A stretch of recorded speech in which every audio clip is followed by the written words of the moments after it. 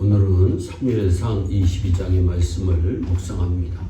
오늘 우리가 읽은 말씀은 다윗이 하나님의 광야학교의 한 과정인 아둘람이란 곳으로 사울을 피해 숨어 있을 때에 일어난 일을 기록한 말씀입니다. 하나님은 다윗을 광야학교로 보내셔서 철저하게 보잘것없는 자신의 본질을 깨닫게 하시고 오직 하나님만을 의지하는 법을 배우게 하셨습니다. 다윗은 가드를 떠나 아둘람으로 피신을 합니다. 가드는 블레셋의 성읍 중 하나여 골리앗이 살던 곳입니다.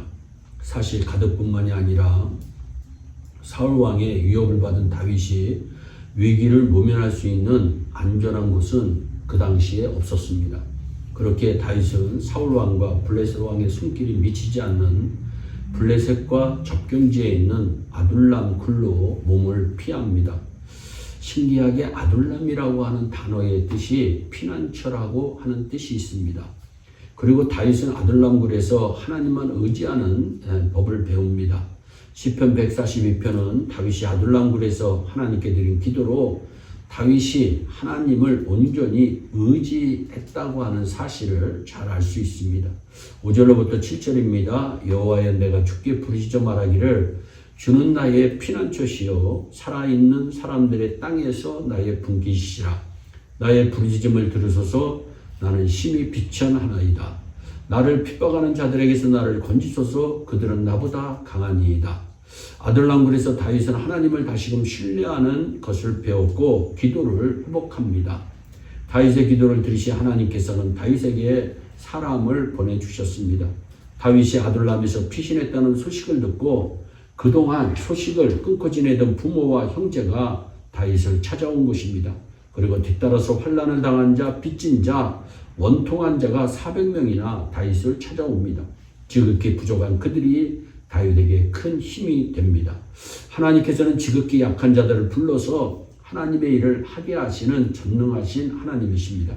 그런데 놀라운 일은 하나님은 바로 이곳 아둘람에서 다윗과 이스라엘의 새로운 역사를 여는 희망의 장소로 사용하셨다는 것입니다. 우리가 하나님을 바라보고 하나님을 의지하지 않으면 환경이나 상황이 전부인 인생을 살게 됩니다. 때때로 우리는 환경이나 상황을 살피다가 후회를 많이 합니다. 다윗은 광야 아둘람굴에서 하나님을 의지하는 믿음을 다시금 회복했고 그때부터 상황에 따라 사는 삶이 아니라 하나님의 말씀을 따라 사는 삶을 살게 됩니다. 이 이전의 말씀에 있습니다. 환난당한 모든 자와 빚진 자와 마음이 원통한 자가 다 그에게로 모였고 그는 장관이 되었는데 그와 함께한 자가 400명 가량이었더라. 다윗을 찾아온 사람들은 세 종류의 사람들이었습니다. 첫째가 환난을 당한 자, 둘째가 빚진 자, 이들은 경제적인 파산을 당한 사람들입니다. 세 번째 사람들은 마음이 원통한 자입니다. 제대로 된 사람들이 한 사람도 없습니다. 이렇게 환난을 당하고 경제적으로 파산을 당하고 마음이 원통한 사람들이 다윗에게 찾아온 것입니다. 그리고 다윗은 그들의 우두머리가 됩니다. 지금 다윗에게 나아온 환난을 당한 자, 파산을 당하고 쫓겨다니는 자, 원통한 자들에게 가장 필요한 것은 위로입니다. 그들의 아픈 상처를 치유해 주는 것이 가장 시급한 일입니다. 그런데 자신도 아프지만 다윗은 자신과 같은 처지의 사람들을 보면서 자신이 치유받은 경험으로 그들을 받아주고 보듬어 줍니다. 그들을 보호해 주었습니다. 자신이 하나님으로부터 받은 그 사랑을 그들에게 전해줍니다. 다윗은 환난 중에서 하나님의 위로와 축복을 경험함으로 그의 아픈 상처를 치유받은 경험이 있습니다.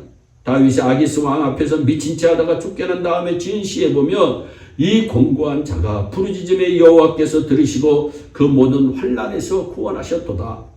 여호와는 마음이 상한 자에게 가까이 하시고 중심에 통해하는 자를 구원하시도다. 계속적으로 기도하고 있습니다.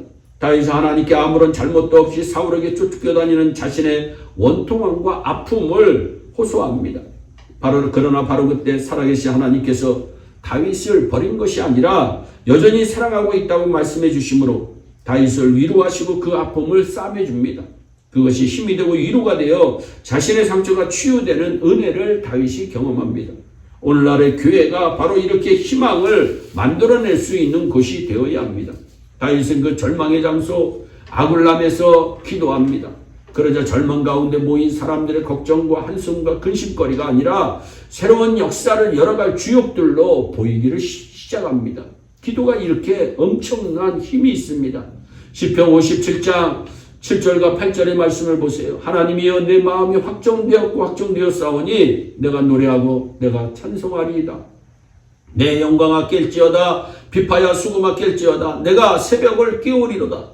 할렐루야. 이것이 아둘람의 비밀입니다. 아둘람의 비밀은 아둘람이 다윗의 기도굴이었다고 하는 사실입니다. 링컨 대통령은 극심한 전쟁 중에서도 기도를 잊지 않았다는 것은 매우 유명한 이야기입니다. 싸우면서도 정신없이 전쟁하면서도 시간을 정해놓고 기도하신 분이 링컨 대통령입니다. 텐트에 손수건이 걸려 있으면 링컨 대통령이 기도하는 시간이었습니다. 누구도 들어갈 수가 없는 시간입니다. 하나님께 도움을 구하고 하나님께 하나님의 뜻이 어디 있는지를 묻습니다. 다윗이 기도하자 환난을 당하고 빚을 지고 쫓겨다니며 억울하고 원통한 일을 당한 오압 지졸들에게서 하나님 나라의 환상이 보입니다.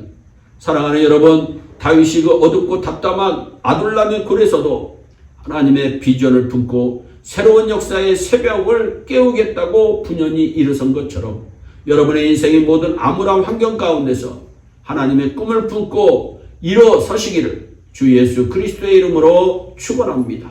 기도하겠습니다. 사랑의 하나님 참 감사합니다. 아둘람의 굴은 절망의 장소가 아니라 희망의 장소가 되었습니다. 하나님 그 굴에서 기도함으로 말미암아 승리하는 장소로 바뀌어집니다. 하나님께서 400명의 하나님 오합지졸들을 보내셨지만 그 오합지졸들로 새로운 역사를 창조해냅니다. 하나님 우리 예일교회를 복되게 하셔서 예일교회를 주의 영광의 도구로 주님 속히 사용하여 주시옵소서. 감사하고 예수님의 이름으로 기도하옵나이다. 아멘.